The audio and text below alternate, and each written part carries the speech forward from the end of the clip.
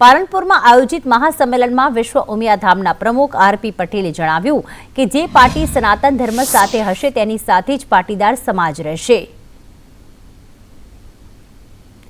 તો ખાસ ઉમિયાધામના પ્રમુખ આરપી પટેલે નિવેદન કર્યું હતું, જેમણે કહ્યું હતું કે જે વ્યક્તિ સનાતન ધર્મ સાથે હશે તેને જ અમે સાથ આપીશું। લોકસભા ચૂંટણીને લઈને રાજ્યમાં વિવિધ સમાજો તેમની રાજકીય અને સામાજિક માંગણીઓ પક્ષ સમક્ષ મૂકી રહ્યા છે।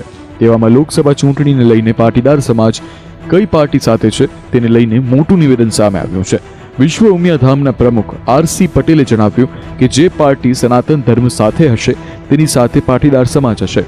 પાલનપુરમાં આયોજિત મહાસંમેલનમાં આરસી પટેલે આ નિવેદન આપ્યું છે। 31 ગામ કડવા પાટીદાર સમાજવાડીમાં મહાસંમેલનનું આયોજન કરાયું હતું। આ પાટીદાર મહાસંમેલનમાં મંત્રી ઋષિકેશ પટેલ પણ જોડાયા હતા। આધ્યાત્મિક ચેતનાથી રાષ્ટ્ર ચેતના અભિયાનને લઈ પાટીદારોનું સંમેલન યોજવામાં આવ્યું છે, જેમાં મોટી સંખ્યામાં કડવા પાટીદારો ઉમટ્યા હતા।